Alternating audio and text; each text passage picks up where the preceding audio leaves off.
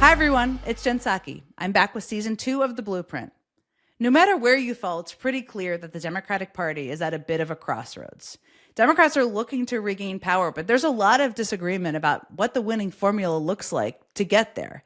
So, this season on The Blueprint, I'm going to sit down with some of the biggest names at the center of the debate over reshaping the party.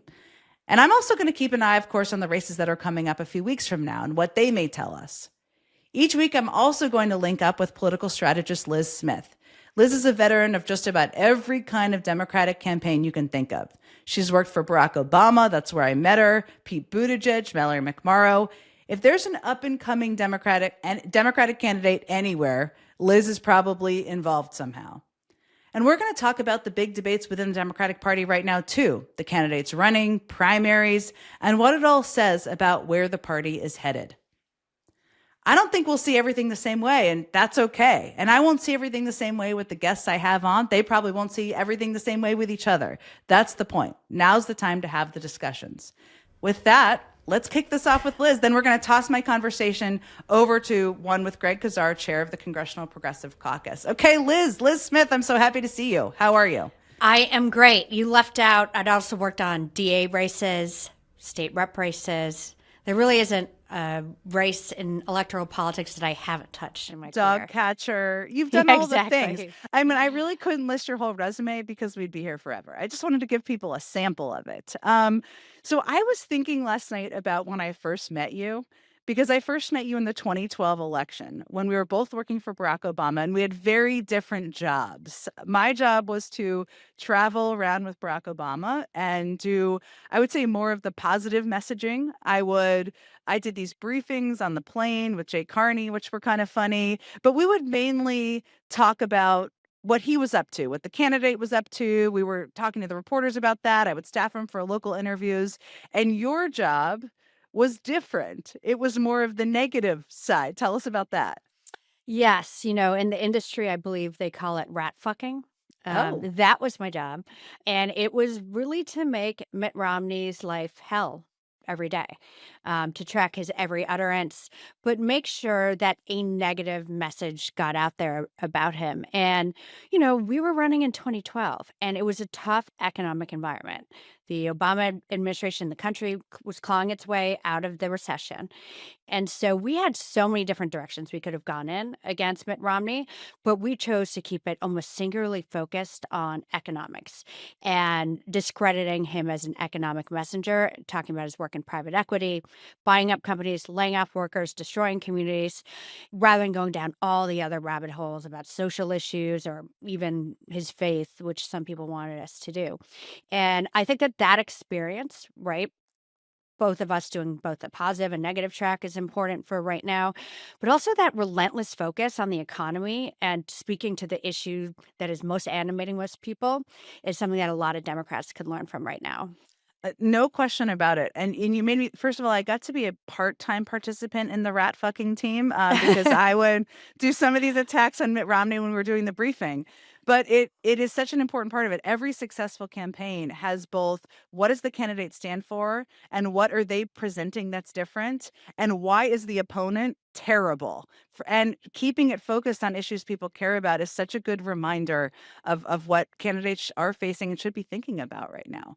I know. Um, I noticed you never looked happier on that plane than when you got to go after Mitt Romney. First of all, I know I always wanted to be on the rat fucker team, and I sometimes got to be, and I cherish those moments. Um, okay, so we are here. It's October. There are a bunch of races coming up, of course, in a couple weeks. We'll talk about them. But the big political story of the week right now seems to be, at least in races, seems to be Maine, because this just today, we're taping this on a Tuesday. Just today, Governor Mills of Maine announced she was going to get into the Senate race at the urging of Chuck Schumer, clearly, and the Democratic Senatorial Campaign Committee, which is the body that oversees all of this from the national party. And so she's entered the race as of today. She's joining a couple of other candidates who are already in the race. The one who's getting the most buzz is a guy named Graham Plattner. And Graham Plattner is an oysterman, which you got to love that piece of his bio. And he kind of goes around and he speaks in human speak about a range of issues, including the economy, which he's relentlessly focused on. He also has this riff he did that went a little bit viral. And I just, in case people listening haven't heard it, I just wanted to play it and we'll talk about it and a little bit more about the race on the other side. When we have defended our democracy and our country and our freedom, let it be a different kind of freedom. The freedom to not be condemned to scraps and to struggle, but the freedom to live lives with dignity and fulfillment. The freedom to not be ripped off by a for-profit healthcare system. The freedom to have a roof over our heads that we own. The freedom to have time to build, to create, to love, to live lives not just of survival, but of fulfillment and joy. Okay, so he's got a thing. He's got the thing, the quality that good candidates have. That's a great riff on freedom that ties together cost of living issues and issues people care about deeply. And he just feels very relatable. He's also 41 years old. And Governor Mills is 77 years old. So this is a big age question in this race. But I do want to say for Governor Mills, because this is the argument people of her supporters will make. She is very popular. I think she's about a 51% approval rating. Susan Collins has 14%. And she is been governing a state where she's been elected twice, where the population is growing older and also isn't quite as progressive as some people who live outside of Maine might think. And I just wanted to play one thing from her, but people may have not remembered when she stood up to Donald Trump a couple of months ago. This is one of the things her supporters talk about. So let's play that too, and then we'll talk about the race. Is Maine here, the governor of Maine? Well, are you not going to comply with it? I'm complying with state and federal laws. Well, we are the federal law. So you better comply, because otherwise you're not getting any federal funding. See you in court. Every state, good, I'll see you in court. I look forward to that. That should be a real easy one. So that was her saying, see you in court. Basically like, F you, buddy. I'm going to see you in court. And she sued him and she won. So I shared that because her announcement video was cringy and she seemed very old and out of touch, which is a contrast to Plattner, who's getting a lot of buzz, raised a lot of money. I mean, the issue here to me, my core issue, is that there's this obsession by Chuck Schumer and others in Washington, I realize I live here, with going with the old same playbook that worked 20 years ago and not recognizing that politics in the country change. And there are people who don't come from the political world who might be worth giving a shot. And instead, he seems to be putting his finger on the scale here. But what do you think? Yeah, so he has that obsession. There's an obsession right now with Democratic primary voters, especially, to not nominate super old candidates, to sort of say goodbye to the gerontocracy. There's also an obsession among Democratic primary voters to nominate people from communities, people who aren't just like lifetime lawyer, lobbyists, politicians, people with unconventional backgrounds, like Graham Plattner. And to your point, you said he has a thing. I'd say he's got Riz, he's got the sauce.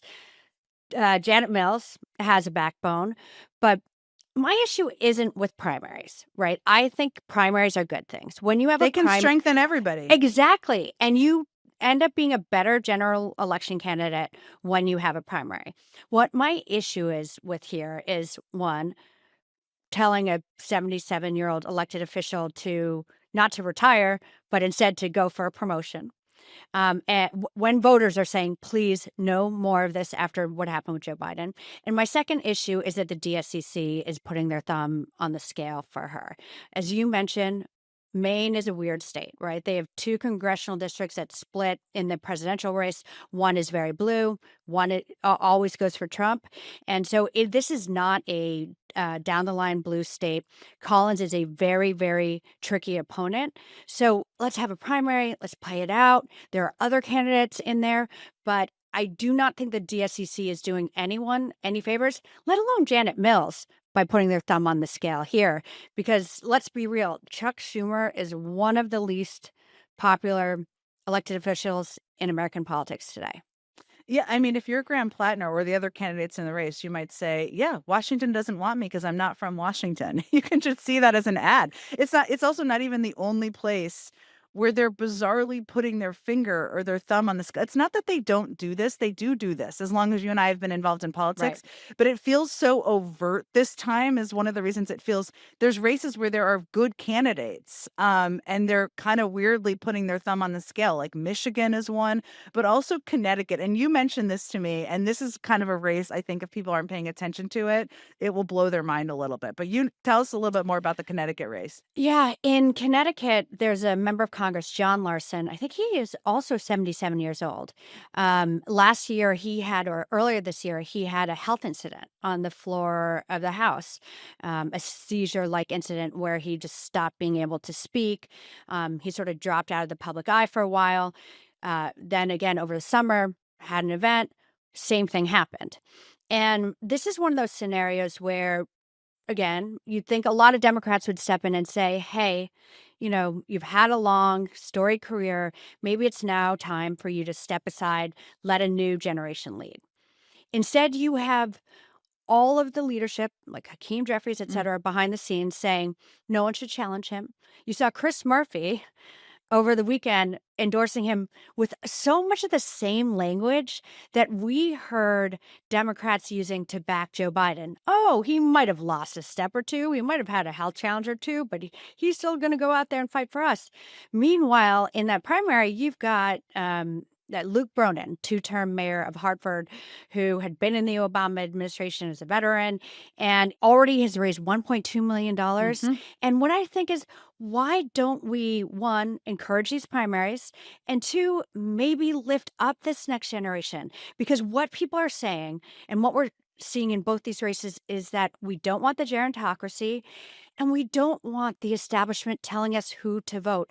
Think about 2024 and how much the Democratic establishment kicked and screamed whenever anyone, even like Dean Phillips, tried to challenge Joe Biden. And so I think we need to let these races play out.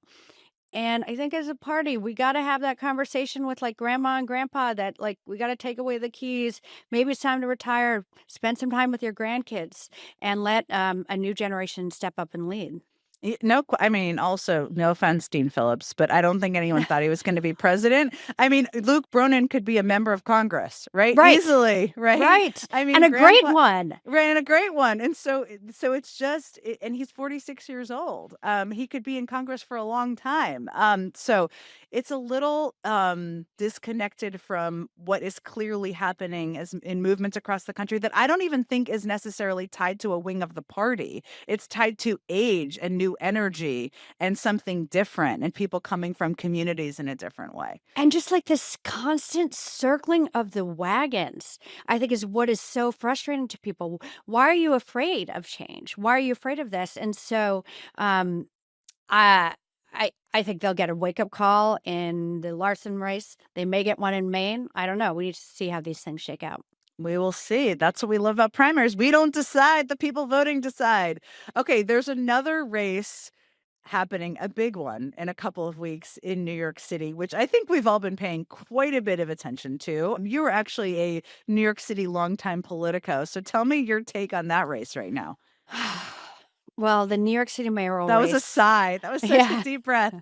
It's getting super weird. As we all know, in June, Zoran Mamdani, the 33-year-old Democratic Socialist, beat Andrew Cuomo in the primary. The former 2+ term governor of New York, Andrew Cuomo, who had been sort of run out of office in disgrace. Despite that, Andrew Cuomo had been backed by essentially all of the Democratic establishment, even by the New York Times. And so it was an earthquake when Mamdani won, and he won by bringing out all these young voters who never, ever vote in low turnout primaries like that. And he brought so much excitement to the process. But now Cuomo's running as an independent. That's sort of this zombie campaign. And speaking of the weird nature of this, there's some sound I wanted to play for you to show you the very weird, bizarre, uncomfortable position he's in right now. Okay, let's play it. Should the president have gone after the attorney general? Was he right to do that? Well, he would say he didn't go after her. the prosecutor will say they were just doing justice, which is what Tish James said about going after President Trump. I'm just pursuing justice. That's why it's political. But what do you say? Neither side should be playing politics. I mean, first of all, neither side should be playing politics. Everybody listening probably knows the whole backstory here. There is a woman who is not qualified at all for her job, who Trump basically put in a job so that she could indict Tish James and also James Comey. And that's what we're talking about here. He also seemed to speak, Cuomo also seemed to speak on behalf of Trump there at a moment. Here's what he would say, which is so strange. It makes me wonder, like, what kind of compromise book that the Trump administration has on him. I'm not saying they do, but that's the kind of strange response when you want to get kind of in good with Trump when you're running for mayor of New York City. It's bizarre. Well, because Cuomo's in this weird position now, lifelong Democrat running as an independent. He's trying to get Trump to signal to Republican voters that they should be voting for Cuomo in this primary. So, it's rumored Trump helped get Mayor Eric Adams out of the race. Trump is trying to undermine Curtis Sliwa, the Republican candidate. And so that's why I think you see Cuomo cozying up to Trump, all while running ads and saying out there that he is the one candidate who can stand up to Donald Trump. So make it make sense. But then, to me, the weirdest part of all of this is all of Democratic leadership, which is based out of New York. You've got Chuck Schumer, Senate leader, Hakeem Jeffries, House leader, Kirsten Gillibrand, the head of the aforementioned DSCC, all refusing to support Zohran Mamdani, which is crazy. And I was in, and part of the reasoning is maybe it would hurt Democrats across the country if we're associated with him. I was in McLean County, Illinois this past weekend, and I gave a speech to Democrats there, very purple county. And I mentioned a lot of names: Barack Obama, Dick Durbin, Pete Buttigieg. The name I mentioned that got the most applause was Zohran Mamdani. There's something about that guy generating a lot of excitement. Maybe we should learn from him. Maybe we should harness some of the energy he had. What strikes me here is there's this calculation by all of these leaders. I shouldn't endorse him because I will upset the Jewish community. I will upset the business community, whatever all of their calculations may be. You mentioned some of them. There is a calculation of not endorsing him too, which is that you seem completely out of touch with the mass group of voters in your city who turned out to support this guy. And he is generating such tremendous excitement and buzz, even by just being out in the community. I saw a video recently of him on a city bike and just taking photos with people. But it feels so, there is a huge drawback to not participating. Also, the guy's going to be mayor of New York City in a few weeks. That's what's going to happen, everybody. So it feels related to all the story of Maine that we were talking about and the story of Connecticut, because the job of these leaders is also to provide the resources and the know-how when needed to candidates who already have the pizzazz to win, right? Who are moving people in their districts, not to put their thumb on the scale with their old friends, literally old friends. And it feels like we're not quite doing that yet. And that's a place where I think there should be some real change and self-reflection within the party. Yeah, and literally all we're doing here, Jen, is asking them to listen to voters, to trust voters. Don't just make it about the donors, about the business interests, all of that. And I think that is a really key lesson after 2024, and we are not seeing Democrats take it yet. Well, Liz, we're going to talk again in a week. Who the hell knows what will happen this week in the political world? But I can't wait to talk to you again about it. Thanks for joining me. Yeah, thanks for having me, Jen.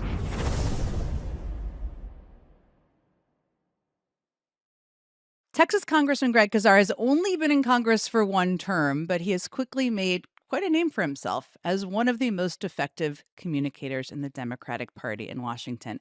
And that's not just on my secret list I keep of that sort of thing. It's important to keep a list like that.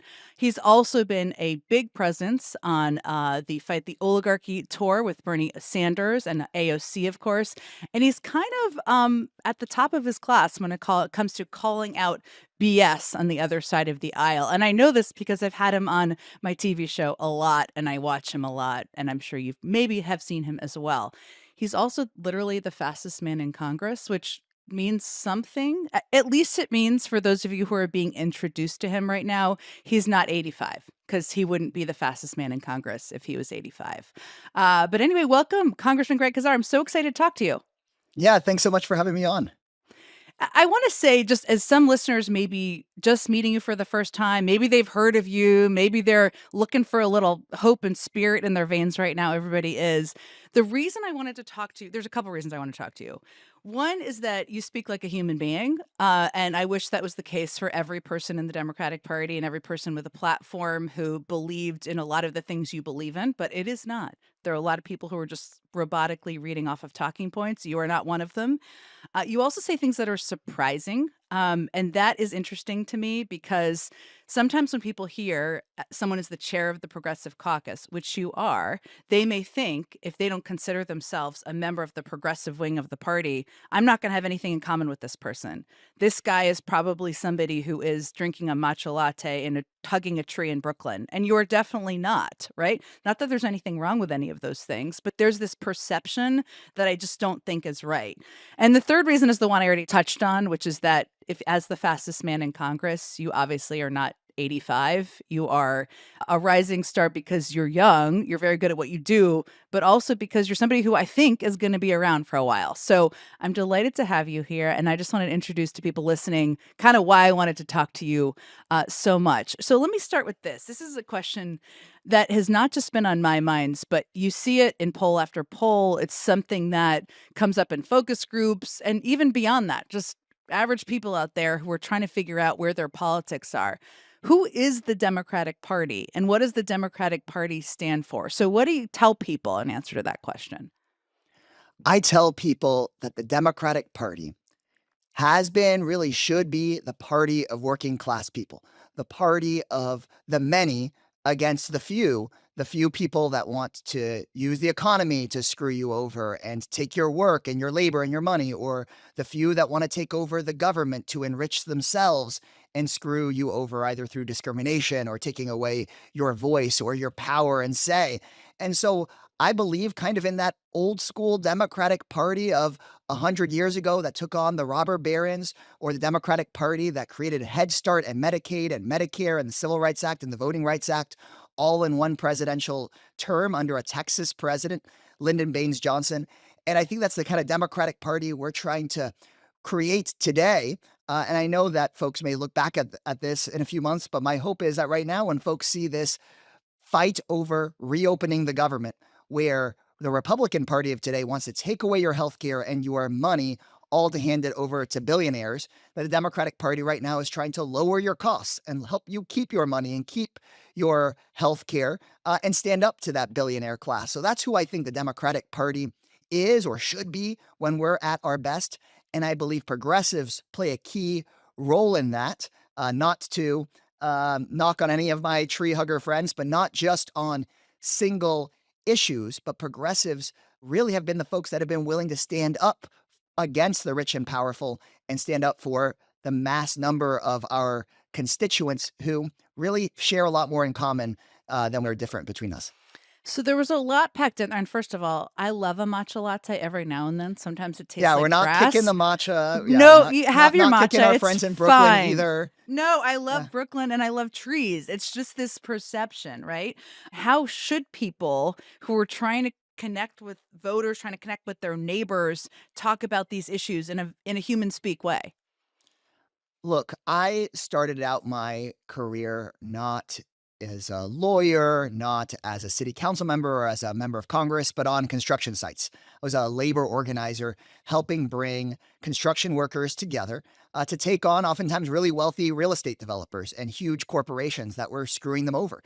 And on a Texas construction site, you oftentimes have 200 people, mostly guys, with about 200 different opinions, different races and ethnicities and backgrounds. And we had to figure out that amongst everybody's differences, usually people's economic interests could bring people together.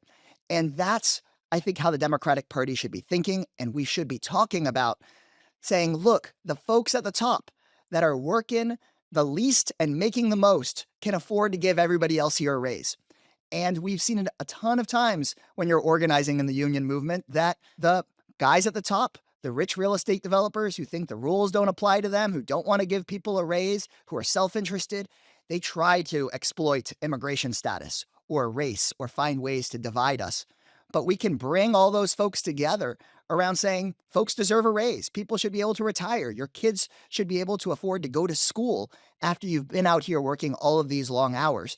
And I think if we're talking to people like we talk to them on a construction site, then we will be way better off as a party. I even have talked about the construction site test, where if Democrats are trying to figure out whether we should be talking about an issue or not, we should ask ourselves, should somebody that is pulling 712s on a construction site, will this issue make a difference in that person's life? Would they give a shit?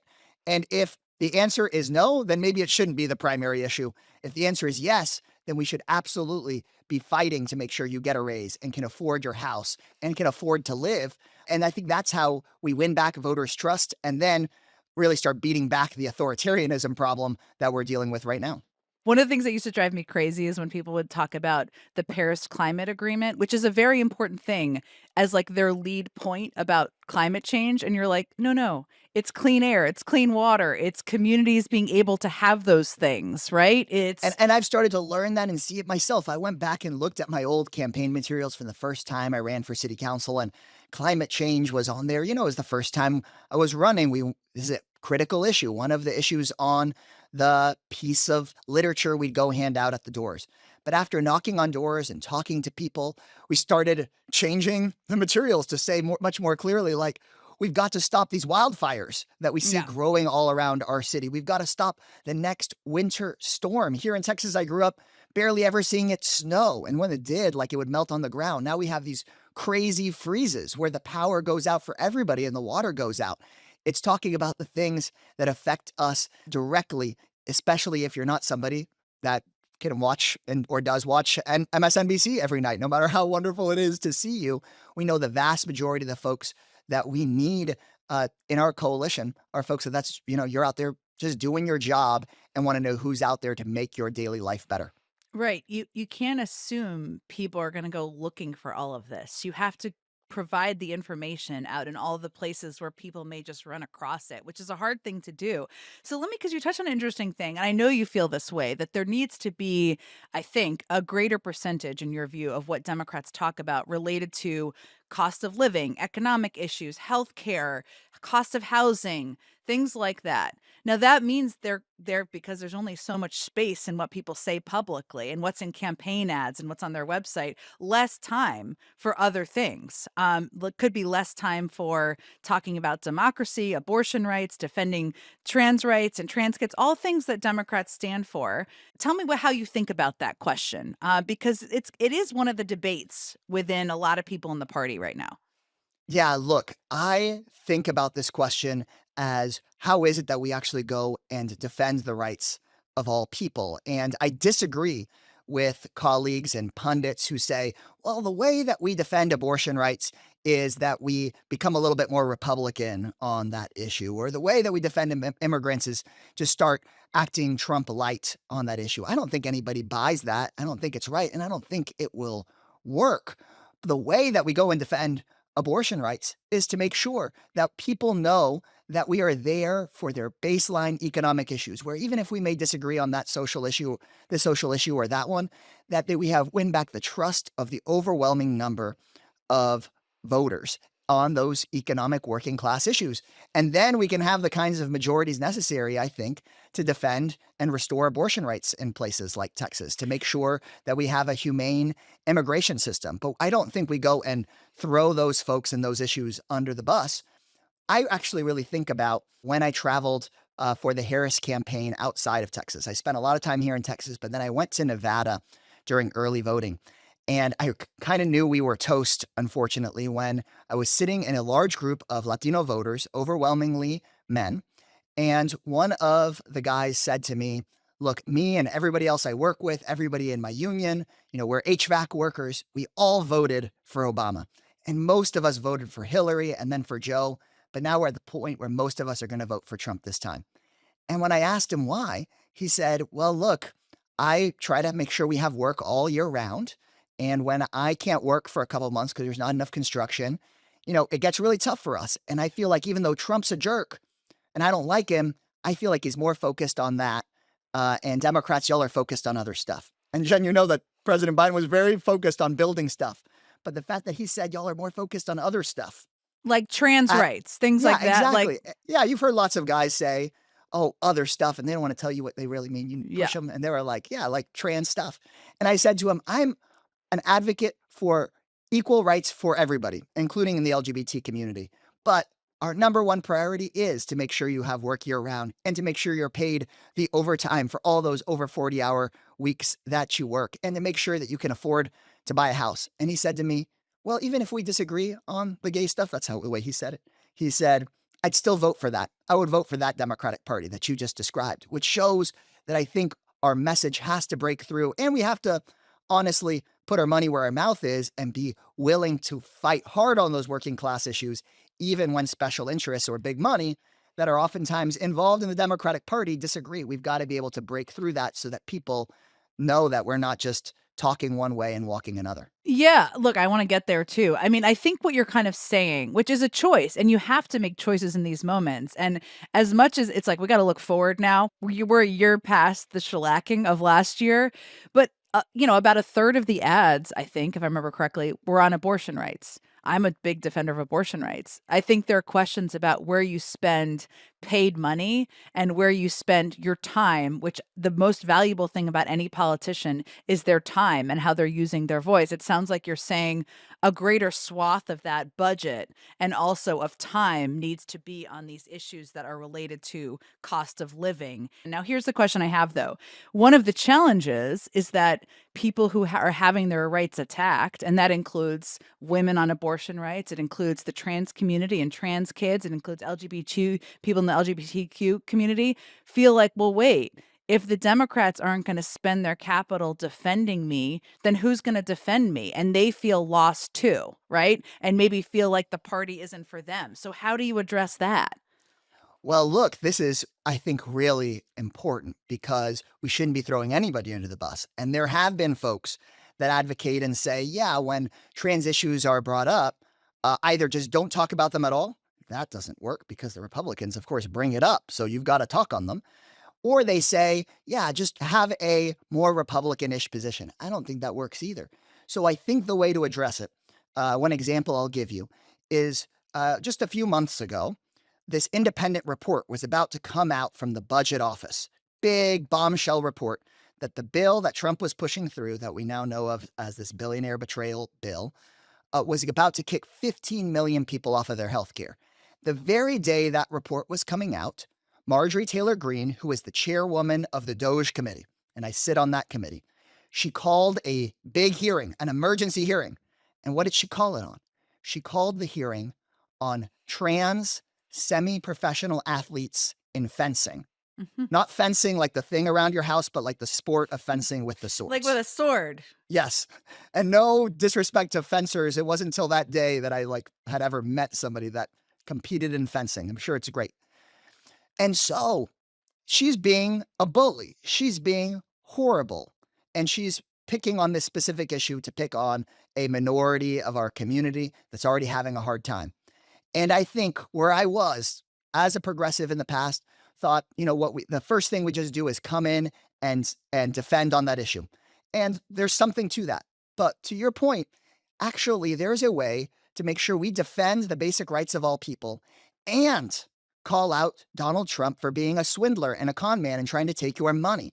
And so in that hearing, I talked about how Donald Trump is trying to take your money and take your health care, no matter who you are and where you live or who you love or how you voted. He's taking your money. And then he has people like Marjorie Taylor Greene over here obsessing over semi-professional fencers and beating up on people that have no business being beat up on by the government because he wants to take your money over here while distracting you over there. And I think that's a way that we can still be standing up for the rights of even the most marginalized people while making sure we don't lose the plot, because people like Marjorie Taylor Greene, I have found in my time in Washington, are very disciplined and purposeful. And they very purposefully pick these issues because they don't want to show you the way that they are being hypocritical and taking working class people's money, their own constituents' money. This is a very good. So, what in that moment? And then I have so many other questions for you. What should Democrats have done? Well, in that moment, I think we did actually a good job where we called out the fact that they're trying to distract from this report that they're going to take 15 million people's money, kick them off of their health care, and that they were obsessing over something like, 0.00x% of the population. And that, frankly, this is something I learned in fencing. A lot of these tournaments are mixed gender anyway.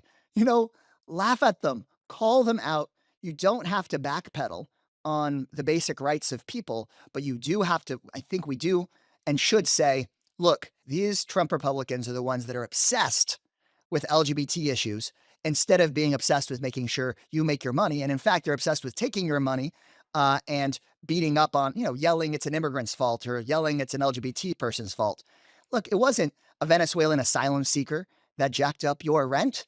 It was a Wall Street hedge fund that's donating to Trump and the Republicans that jacked up your rent. It wasn't a woke university over here that screwed up your healthcare. No, it was a healthcare CEO that's making your healthcare worse. And, that's the fight that we're in. But we have to be willing to actually call out the Republican BS, call out their essentially corporate puppet masters, and be willing to get uninvited from some of those corporate dinners and point out that the real villains are those corporations and the Republican funders, and not, these vulnerable people that Donald Trump writes into the story. This is a very important thing because it's like you can't. I've been joking this week that little Mike Johnson is not inviting me to his holiday party because I have been relentless every night. And it's just, you have to kind of cut these people down, I think, and call it out because otherwise you're allowing them to have a free pass.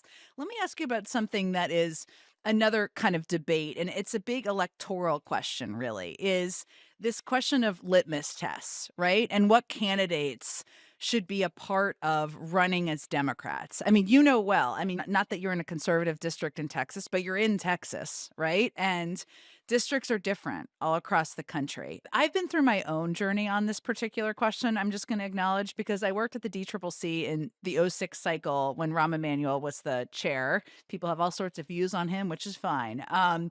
And his view was like, you just have to recruit the candidate who can win in the district. They don't have to be aligned on every issue. So there were people who ran that year and won who were not pro-choice, who were probably card-carrying members of the NRA, who probably had questionable positions on issues related to the climate and energy companies. Those aren't things I agree with, and I know they're not ones you agree with. We didn't win back the House that year for a range of reasons. Now, since then, I was one of the people who argued to President Obama at the time that he should not give money to candidates who didn't have expansive gun reform platforms, right, or didn't to support that.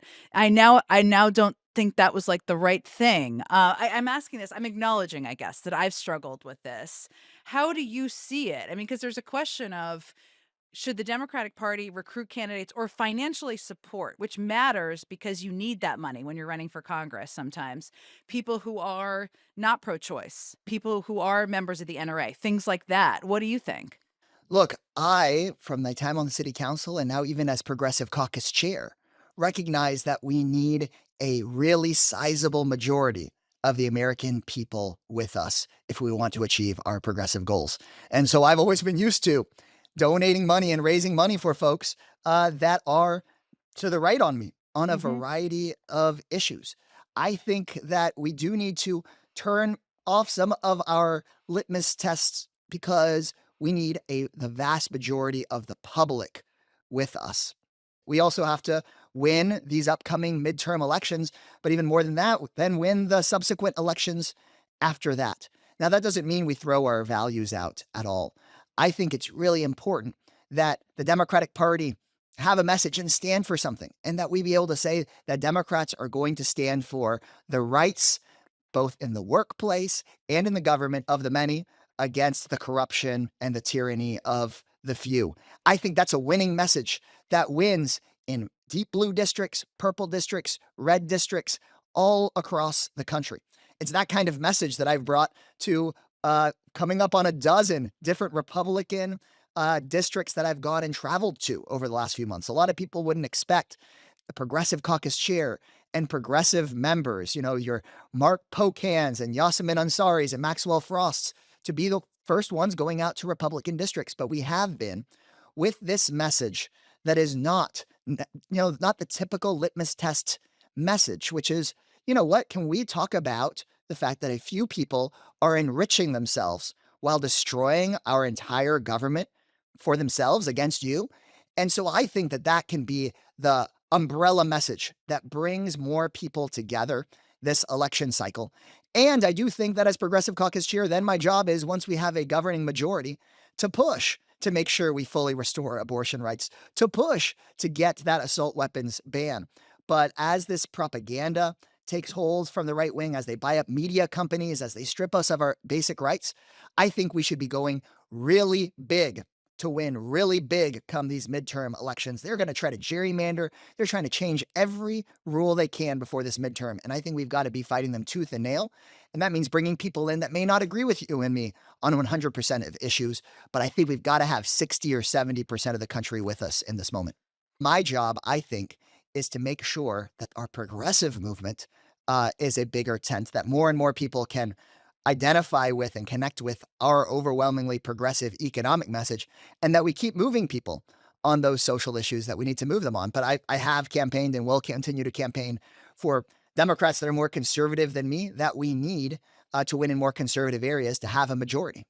I should also add, litmus tests are not just about progressives accepting more moderate positions. I think the refusal to endorse Mamdani by a number of Democrats is a litmus test too, right? It's about accepting people who you may agree with on 80% of things and you may have disagreements with, which, to your point, that's like how you expand the majority. Let me ask you something. And the last quick points I'll make are, one, of course, a good plug for Mr. Mamdani. He's great. I mean, the fact that he can go out there and just say, make the buses, and people will yell back fast and free. That's a message that connects with people. It's amazing. And then second, I do think that some of the conceptions of what was a center position have also been losing and wrong. I mean, the idea that we would call it moderate for Kristen Sinema to defend the carried interest loophole. Yeah. I mean, that's not bringing together Americans from middle America. It's bringing together people in the C-suite of some hedge fund. Like, that's the only people who are being defended. So I think that we also have to change the idea of what a moderate or center position is, because I don't think that's actually winning over voters. I think that is a very important point. I also think it's like people evolve, right? And people also, there are people who've been involved in elected office and, for 20 years or 30 years and are quite progressive, right? Or have like moved on issues. And I think that's something there needs to be space to as well. But it's like holding on to the old school kind of establishment of things and being willing to recognize and be open to movements and where the country is moving. And the country is moving on a lot of issues. Let me ask you one more thing before I let you go. Oh no, we're almost already done. I know, it's been so fun. I could keep talking to you. One of the things I hear people say, which I don't agree with, and I'm an optimist, I feel like you're an optimist too, is my guess, is that in 2028, which is a long time from now, there's a big midterm, there's governor's races, lots of stuff to happen. The only way the Democrats can win is by nominating a boring white man, right? Like, the country is not ready for anything but a boring white man. Now, my take on this is a boring white man will not inspire people to turn out and vote, and that's part of the problem. But what do you think of this question, or how do you help address it with people who say the Democrats can't nominate a woman, they can't nominate a black woman? I don't even know if they can nominate a black person. I hear this all the time. I mean, you may hear this too. What do you say to people? What should people think about that? We have to go out and inspire millions and millions of people. And when the Democrats lost the presidential devastatingly to George W. Bush the second time, nobody thought, hey, there might be this first-term senator from Illinois who might come out of nowhere and help inspire the entire country. And so what I'm thinking a lot about right now is how so many people can know that the Democrats are against Trump, but don't know what it is that we stand for and believe in this moment. So as Progressive Caucus Chair, we are helping right now develop a set of policies and platforms that we will pass and push for if we win back the House majority. And then if Donald Trump vetoes that, doesn't sign it, that sets up the platform for all sorts of people to go run for president. And it can't be the same boring stuff. I've been told so many times by a pollster, they tell all the House Democrats, say the words, defend Social Security. It polls at like 90%. But it's not just about saying those words. What if nobody hears you? What if nobody cares? We should be saying, make sure Elon Musk pays the same tax rate into Social Security as a custodian does. And that will keep it solvent for generations to come, pull every senior in this country out of poverty. And if you're a young person, a lot of times you take money out of your paycheck to keep your parents in their house, which is nuts. They've worked their entire life. If we pass something like that, and if we make that what we're running on and then actually vote for it and Trump vetoes it, then I think we set up the ground for exciting candidates to run on stuff that people will actually care about, even if they're working 12 hours a day on a construction site.